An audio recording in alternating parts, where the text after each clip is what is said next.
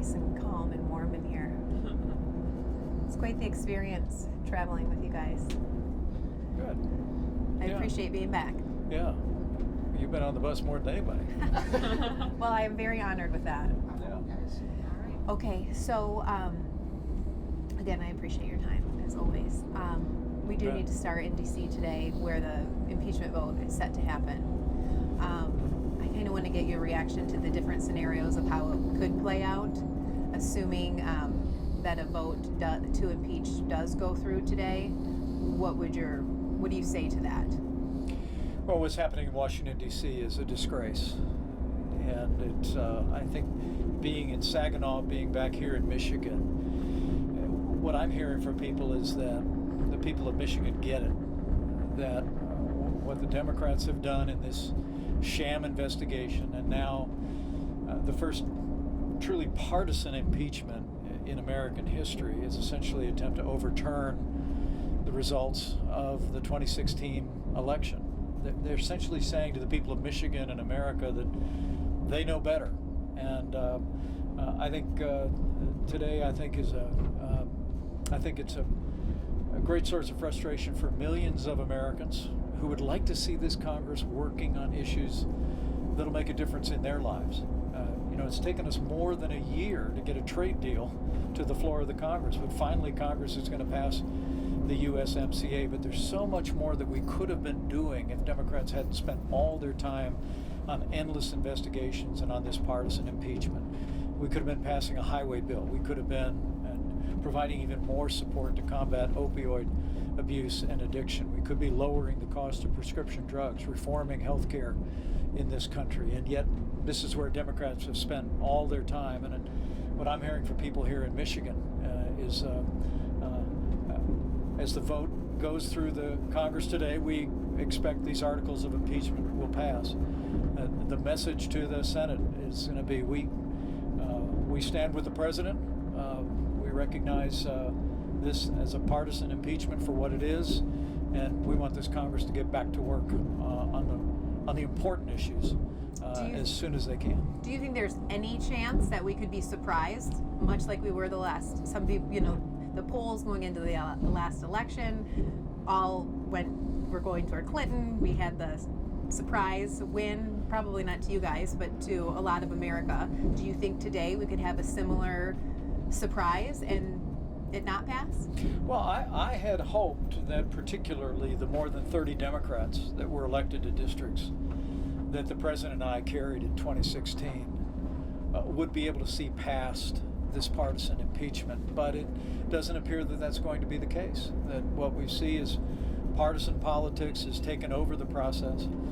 And remember, Speaker Nancy Pelosi said she would only bring articles of impeachment if it was overwhelming, compelling, and bipartisan. But the only bipartisan vote on Capitol Hill today will be the vote against articles of impeachment. We'll have several Democrats join every Republican in opposing this partisan impeachment effort. And so I think the outcome is very likely for tonight, that they'll pass these articles. But the president and I are seeing strong support in the United States Senate. We expect the Senate, if the articles make their way to the Senate by the first of the year, we expect the Senate to take it up and really recognize this impeachment for what it is. I mean, the American people can read the transcript. They can see there was no quid pro quo, that the president did nothing wrong. The president of Ukraine said there was no pressure, and Ukraine received all of its military aid. Those are all of the facts. That's the evidence. Nothing's ever changed that. And when those facts are presented, if this matter makes it to the Senate, we expect them to be able to deal with it fairly quickly, dispatch this impeachment effort, this partisan impeachment effort, and get back to the business of the American people. So there's no fear that the president will be removed from office?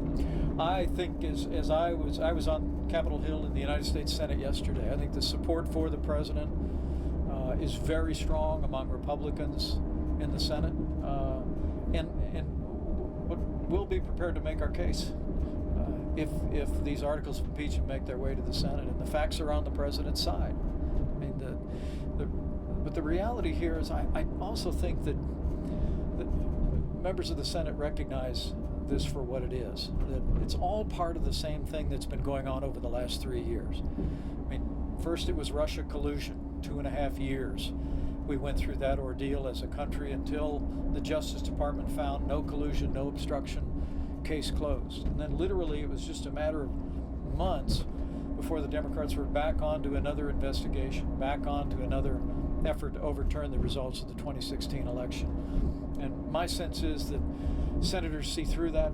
They understand what's going on here. This is a partisan impeachment, plain and simple. And I think more than that is the American people see through it. The American people expect better from the Congress. They expect the Congress to be finding ways to focus on issues and work on things that make a difference in their lives. Would you call this classified a dark day, a disappointing day? I mean, what's your take on the action today? Well, I think it's a sad day for the Democratic Party. I think to see the Democratic Party yield to the most radical voices in their party and be willing to move articles of impeachment strictly on party lines, I think is a great disservice to the institution of the Congress, and I think it sets a dangerous precedent. Okay, so now to the USMCA. You said that's next. Yep. Once this is taken care of, and then back with the rally for workers, you got a big response when you talked about this deal. Right. What do you see this deal doing for us here in Michigan? Well, it's going to make an enormous difference in Michigan. President Trump made a commitment to renegotiate the NAFTA agreement in a way that would put American jobs, especially automotive jobs, first. We all know what happened with NAFTA and how many automotive plants we saw literally close and move jobs south of the border. The president negotiated a tough deal that ends the incentives in that agreement. The USMCA now puts American manufacturing first. It's also a huge win for agriculture, which plays such a big role here in Michigan and across the heartland. And so we believe that now that we've finally gotten the Congress, after a year of waiting, to take this bill up, that it's going to pass.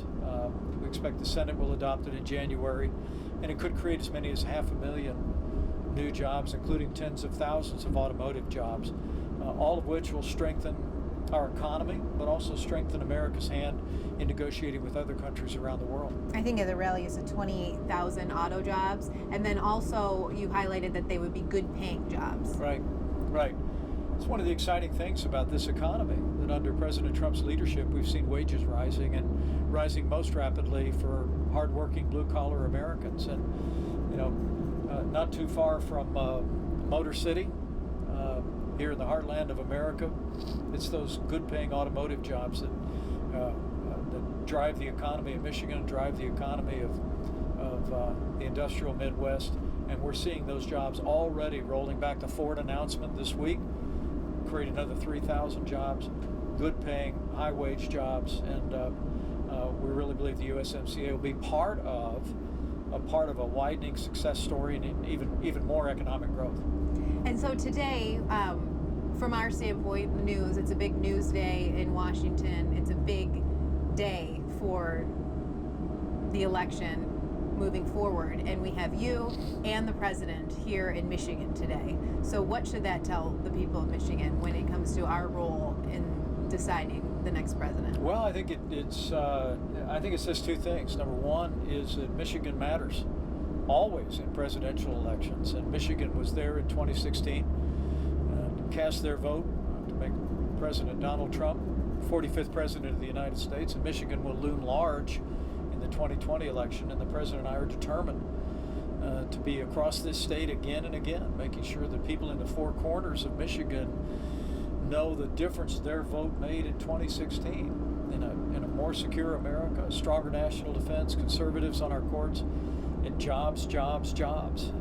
Telling that story, a story they too often don't hear from many in the national media, will be a big part of our campaign, and we'll be bringing it here to Michigan. So we can expect to see you again.